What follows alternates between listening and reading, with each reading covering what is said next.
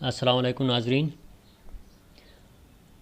اس video میں اقتصادی survey 2020-21 میں پاکستان کے ان معاشی اہداف کے بارے میں بات ہوگی جن کو وہ حاصل کرنے میں کامیاب ہوا ہے۔ پاکستان اکنامک سروے حکومت کی سالانہ پرفارمنس کی رپورٹ ہوتی ہے جو کہ معاشی انڈیکیٹرز میں حکومتی کارکردگی کو بیان کرتی ہے۔ کووڈ-19 کے وبا اور اقتصادی مشکلات کے باوجود گورنمنٹ نے نہ صرف اکانومی کو سٹیبلائز کیا بلکہ اس کو توسیع بھی دی۔ اس کی بنیادی وجہ مینوفیکچرنگ سیکٹر، ٹیکسٹائل اور کنسٹرکشن سیکٹر کو مراعات دینا اور زرعی شعبے میں اصلاحات لانا ہے۔ جن ایریاز میں پاکستان نے اچھی کارکردگی کا مظاہرہ کیا، اس کے اہم نکات کا ہم جائزہ لیتے ہیں۔ سروے کے مطابق پاکستان کا گروتھ ریٹ تقریباً 3.94%، جبکہ گورنمنٹ کی جو اپنی پروجیکشن تھی 2020-21 کے لیے وہ 2.1% کی تھی، اور آئی ایم ایف نے تو اس سے بھی کم تقریباً 1.5% کے گروتھ کا تخمینہ لگایا تھا۔ گروتھ ریٹ گزشتہ سال 0.5% تھی۔ اس لحاظ سے اگر دیکھیں تو اکانومی میں ایک اچھا خاصا اضافہ دیکھنے میں آیا، گو کہ یہ اعداد و شمار 11 مہینوں کی کارکردگی پر مشتمل ہے، اور زیادہ تر ماہرین معاشیات کا خیال ہے کہ مالی سال کے اختتام تک گروتھ ریٹ 4.5% بھی ہو سکتا ہے۔ جیسا کہ آپ کو معلوم ہے کہ جی ڈی پی کے 4 مین کمپوننٹ ہوتے ہیں، جن میں کنزمپشن، انویسٹمنٹ، گورنمنٹ سپینڈنگ اور نیٹ ایکسپورٹ شامل ہے۔ جی ڈی پی میں یہ گروتھ ان تمام سیکٹرز میں کلیکٹیو ترقی سے ہی ممکن ہوا ہے۔ پرائیویٹ کنزمپشن میں تقریباً 17% کا اضافہ ہوا ہے، جو کہ پچھلے سال 4% تھی۔ زراعت نے تقریباً 2.8%، انڈسٹری میں تقریباً 3.6% اور سروسز میں تقریباً 4.4% کا اضافہ ہوا ہے۔ پاکستان کا جی ڈی پی کا جو کرنٹ مارکیٹ ویلیو ہے وہ تقریباً $299 بلین ہے، جو کہ لاسٹ ایئر $263 بلین تھی۔ ایگریکلچر سیکٹر میں جو 2.8% کا اضافہ ہوا ہے، ان میں مین کنٹریبیوشن شوگر کین میں 22% کا اضافہ ہوا، جو کہ گزشتہ سال 66.38 ملین ٹن تھا۔ اس سال بڑھ کر شوگر کین 81 ملین ٹن کا پیداوار ہوا ہے۔ چاول میں تقریباً 12.6% کا اضافی پیداوار ہوا ہے، جبکہ گندم کی پیداوار میں تقریباً 8.1% کا اضافہ ہوا ہے۔ کوٹن واحد پروڈکٹ ہے جس کی پیداوار میں 22.8% کی کمی ہوئی ہے۔ اس کی جو مین وجہ گورنمنٹ کے ڈاکومنٹ کے مطابق وہ مونسون کی تیز بارشیں اور سنڈیوں کا حملہ ہے، جس کی وجہ سے اجناس کے ان سیکٹر میں کوٹن میں کمی ہوئی ہے۔ باقی اجناس میں بھی تقریباً 1.4% کا اضافہ ریکارڈ کیا گیا ہے۔ لارج سکیل مینوفیکچرنگ میں جولائی سے مارچ کے 9 مہینوں کے دوران 8.7% کی آؤٹ اسٹینڈنگ گروتھ دیکھی گئی، جو کہ گزشتہ سال -7.4% تھی۔ 15 سب سیکٹرز میں سے 9 سیکٹرز میں زبردست گروتھ ریکارڈ کی گئی، جن میں ٹیکسٹائل میں تقریباً 6%، فوڈ آئٹمز میں 12%، نان میٹیلک منرل پروڈکٹ میں 24%، گاڑیوں میں 23% اور فارماسٹیکلز میں تقریباً 13% کی گروتھ ریکارڈ کی گئی، جبکہ مائننگ اور کھدائی کے سیکٹر میں تقریباً 6% کی گراوٹ دیکھی گئی۔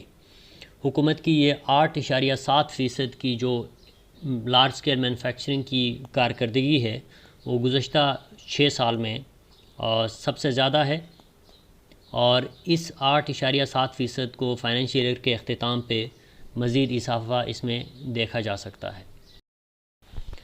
سروسز سیکٹر میں 4.4% کا گروتھ دیکھا گیا، جو کہ گزشتہ سال -0.59% تھی۔ سروے کے مطابق گزشتہ سال تقریباً 2 کروڑ سے زیادہ لوگ بے روزگار ہوئے، کووڈ کے وبا کی وجہ سے، جن میں سے تقریباً 80% کا تعلق کنسٹرکشن انڈسٹری سے، 63% کا تعلق ہول سیل اور ریٹیل سیکٹر سے، اور تقریباً 67% لوگ ٹرانسپورٹ اور سٹوریج کے انڈسٹری سے تعلق رکھتے تھے۔ البتہ گورنمنٹ کی بہترین سمارٹ لاک ڈاؤن اسٹریٹجی اور ان سیکٹرز کو مراعات کے ساتھ کھولنے کے بعد اکتوبر 2020 میں ان میں سے تقریباً 1,84,00,000 لوگ واپس اپنے روزگار سے وابستہ ہوئے۔ سروسز سیکٹر میں 4.4% کو جو اضافہ ہوا، اس میں مین کنٹریبیوشن ریٹیل اور ہول سیل ٹریڈ میں 8.4% اور فائنانس اور انشورنس میں 7.8% کا اضافہ ہے، جس کی وجہ سے سروسز سیکٹر میں گروتھ دیکھنے میں آیا۔ امپورٹ، ایکسپورٹ اور ریمیٹنسز۔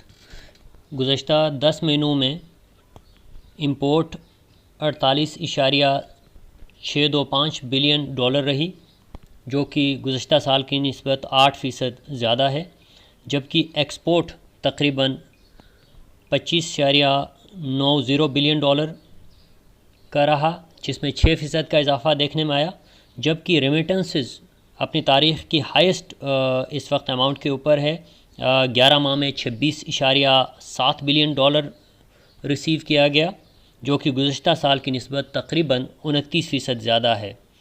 ریمیٹنسز اور ایکسپورٹ میں اضافے کی وجہ سے کافی عرصے کے بعد پہلی دفعہ پاکستان کا جو کرنٹ اکاؤنٹ ہے اس میں تقریباً 800 ملین کا سرپلس ریکارڈ کیا گیا، اور یہ حکومت کا وہ ایریا ہے کہ جو 20 بلین ڈالر کے ڈیفیسٹ سے 800 ملین کے سرپلس میں آنا، یہ ایک اچھی کارکردگی ہے جس کو ہر لیول کے اوپر اپریشیٹ کیا جا رہا ہے۔ پر کیپٹا انکم میں 2 سال کی مسلسل کمی کے بعد تقریباً $180 کا اضافہ دیکھا گیا، جو کہ اس سال $1541 ریکارڈ کی گئی، جو کہ گزشتہ سال کی نسبت تقریباً 14% زیادہ ہے۔ جی ڈی پی میں مسلسل بہتری اور بہتر اقتصادی حکمت عملی اور کرونا وبا کے نمٹنے کے لیے بہترین اسٹریٹجی کی وجہ سے ہی لوگوں کی اقتصادی حالات میں بہتری ریکارڈ کی گئی۔ انفلیشن ریٹ 8.6% ریکارڈ کی گئی، جو کہ گزشتہ سال 10.7% تھی۔ کنزیومر پرائس انڈیکس تقریباً 8.8% ریکارڈ کی گئی، جو کہ گزشتہ سال کے اس عرصے میں تقریباً 10.9% تھی۔ سینسٹیو پرائس انڈیکس 13.5% ریکارڈ کی گئی، جو کہ گزشتہ سال تقریباً 14% تھی۔ اسی طرح ہول پرائس انڈیکس تقریباً 8.4% ریکارڈ کی گئی، جو کہ گزشتہ سال تقریباً 11.1% تھی۔ ان تمام فیکٹرز کے باوجود جو ضروری اشیاء ہے ان کے قیمتوں کو کنٹرول کرنے کے لیے حکومت کو ضروری انتظامات کرنے کی ضرورت ہے۔ حکومتی اعداد و شمار کے مطابق جن چیزوں کا دنیا بھر میں ریٹس میں اضافہ ہوا، جبکہ پاکستان میں اس کو اتنا زیادہ انہوں نے ٹرانسفر نہیں کیا، وہ کچھ اس مطابق ہے۔ کروڈ آئل میں دنیا بھر میں 119% کا اضافہ دیکھا گیا، جبکہ پاکستان میں صرف 32% ریکارڈ کی گئی۔ گندم تقریباً 29% ورلڈ وائڈ اضافہ ہوا، اور سیم 29% ہی پاکستان میں بھی اس میں اضافہ دیکھا گیا۔ پام آئل اور سویابین آئل کے اندر 119% کا اضافہ ریکارڈ کی گئی دنیا بھر میں، جبکہ پاکستان میں صرف 22% کا اضافہ دیکھا گیا۔ ان تمام اعداد و شمار کے باوجود جب تک ترقی کا یہ سفر عام لوگوں تک نہ پہنچے اور ان کی حالت زندگی کے اندر بہتری نہ آئے، تب تک اس تمام گروتھ کا کوئی فائدہ نہیں۔ لہٰذا ضرورت اس امر کی ہے کہ گورنمنٹ جو مین ضروریات کی چیزیں ہیں، جو بنیادی اشیاء ہے، ان کی قیمتوں کو کنٹرول کرنے کے لیے بہترین انتظامی اقدامات کریں، اور کوشش کریں کہ ان چیزوں کے کنٹرول کو ایڈمنسٹریٹولی ڈسٹرکٹ لیول کے اوپر یا تحصیل لیول کے اوپر مینجمنٹ کے لیے ایک بہترین میکنائز چیز بنائیں، تاکہ قیمتوں کو کنٹرول میں رکھ سکیں اور ان کی ترسیل کو بھی یقینی بنائیں۔ اس کے علاوہ ترقی جب تک عام لوگوں تک نہیں پہنچے گی اور وہ اپنے غربت کے یا مشکل حالات سے باہر نہیں آئیں گے، تب تک ملک کی کمیولیٹو ترقی نہیں ہو سکتی۔ لہٰذا کوشش کی جائے کہ بنیادی اشیاء کے اوپر کام کیا جائے اور لوگوں کی ضروریات کو پوری کرنے کی کوشش کی جائے، تاکہ زندگی کے ان چیزوں کے حوالے سے تمام طبقات مل کے ترقی کریں اور ملک کو خوشحالی کی طرف لے کے جائیں۔ اپنا بہت بہت خیال رکھیں۔ خدا حافظ۔